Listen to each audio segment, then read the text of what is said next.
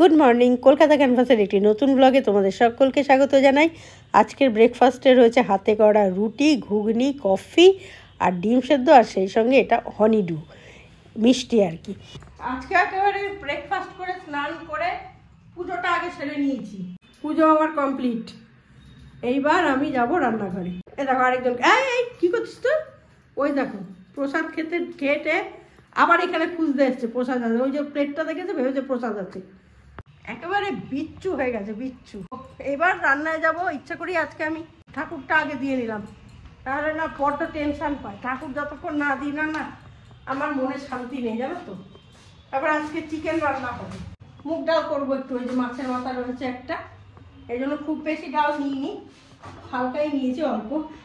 ডালটা আমার সেদ্ধ করা হয়ে গেছে। এবার ডালটা করব আর মাংসটা করব, আর মার জন্য মাছ করব মানে মাছ ভেজে দেবো, ঝোলটা দিয়ে মা খেয়ে নেয়। আর না তো মাছের ঝোল করেও দিতে পারি। এই দেখো আমি বলছিলাম না লাউ কি দিয়ে করা যায়। দেখো আমার দুটো ইলিশ মাছের মাথা।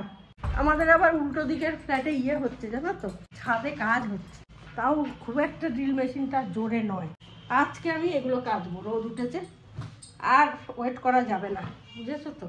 আমি যখন গান বাজনা করতাম, আমাদের একজন মিউজিশিয়ান ছিল, ও বলতো, দিদি আর দেরি করা যাবে না, লেট করলেই কিন্তু দেরি হয়ে যাবে। সব এগুলোকে ঢোকাই। এগুলো না আমার অস্থির লাগছে, মাথা মোথা কোনটা যে আগে করবো বুঝতে পারছি না। মাছটা আগে করে নিই, মানে মাথাটা দিয়ে নিই কড়াইতে, বলো, সেই ফাঁকে আমি এটা ধুতে দিতে পারবো, তাই না। দুঃখী মানে মেরি শুনে মেরা কেনা। দেখেন সকাল থেকে উঠে না বসার টাইম পাই না। তবে কি, কাজের মধ্যে থাকলে ভালো থাকে মনটা, জানো তো। তা না হলেই দেখবে মনে কুচিন্তা, নানা রকম দুশ্চিন্তা মানুষের কাজ করে। ফলে যত তুমি কাজের মধ্যে ব্যস্ত রাখতে পারবে নিজেকে, তত ভালো। আমি তো সেটাই করি, সারাক্ষণ কাজকর্মের মধ্যে ব্যস্ত থাকি। তারপরে রাত্রেবেলা যখন সব কিছু সেরে ঘুমোতে যাই, তখন নিশ্চিন্তের ঘুম হয়, আনন্দের ঘুম, আরামের ঘুম অটোমেটিক্যালি এসে যাবে। পরিশ্রম করলে দৈহিক কায়িক পরিশ্রমটা খুব প্রয়োজন।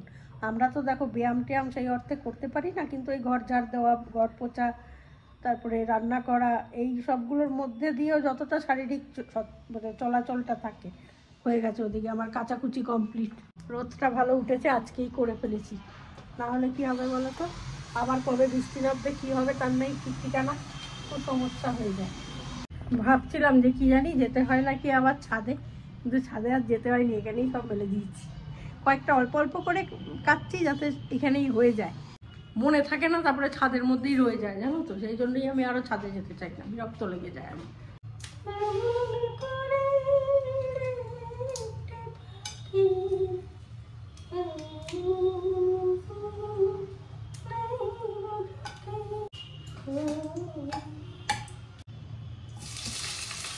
আর রোজকার নৈমিত্তিক রান্না যেরকম হয় আর আমাদের সকালবেলা থেকে উঠে কি হয় বলো, ওই রান্না আর খাওয়া, আর রান্না আর খাওয়া, এই তো আমাদের কাজ। তার মাঝখানে একটুখানি তোমাদের সাথে গল্প বুঝাবো। গলাটা আস্তে আস্তে ঠিক হচ্ছে, জানো তো। একেবারে যেটা খুব খারাপ হবে, কিন্তু কাশিটা আমার খুব তাড়াতাড়ি কেটে গেল, ঠিক হয়ে গেল। গলা যে একটু ক্র্যাক হয়ে যাওয়াটা, সেটা একটু সময় নেবে, তবে ঠিক হয়ে যাবে। একটু সময় তো নেবেই। আর একটু চিকেনটা না আগে ভেজে নিচ্ছি, ভেজে নিলে না বেশ কোনোরকম স্বাদ হয় চিকেনটা। তারপরে মশলাটা দিয়ে দেবো। আজকে আর ওই ম্যারিনেট করে রাখি নুন দিয়ে। অনেকে আবার গোলমরিচ গুঁড়ো দিয়েও না, ভিনিগার দিয়ে আর গোলমরিচ গুঁড়ো দিয়েও ম্যারিনেট করে রাখে, তাতে ওর চিকেনের যে একটা গন্ধ থাকে না, সেটা কিন্তু কেটে যায়।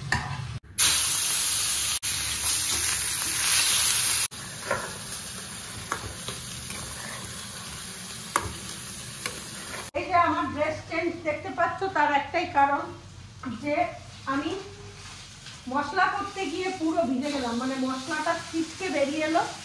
মানে কি বলতো, নিজেই চেষ্টা করি তো একটু কম যাতে খাটতে হয়।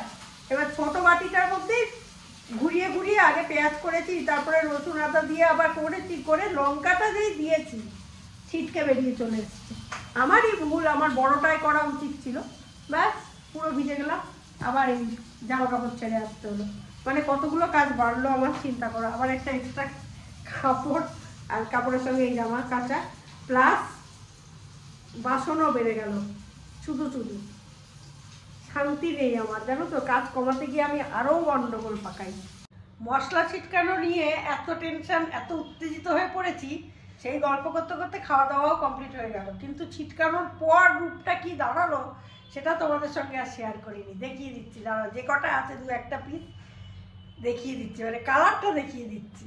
এখানে রয়েছে এই যে মাছের মাথা দিয়ে মুগের ডাল, আর এইখানে রয়েছে সেই চিকেন। এটুকুনি আমাদের রাত্রিরের জন্য রয়েছে। ওই চন্দনই খাবে রাত্রিরে, তো আর আমরা খাই না। মানে মা তো খাই না, আর আমি রাত্রেবেলা ওইগুলো খাবো না।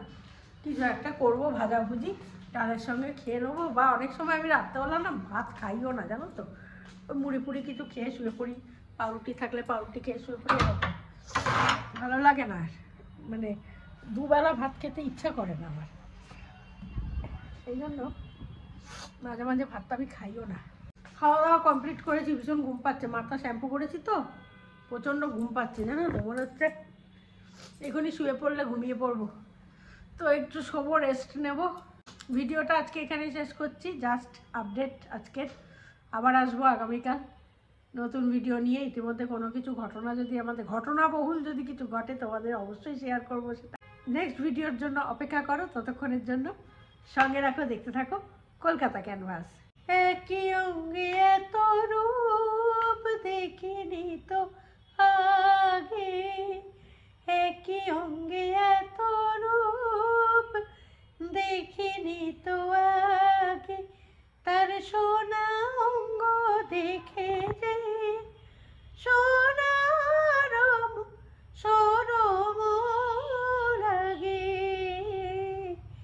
একই অঙ্গে এত রূপ দেখিনি তো আগে।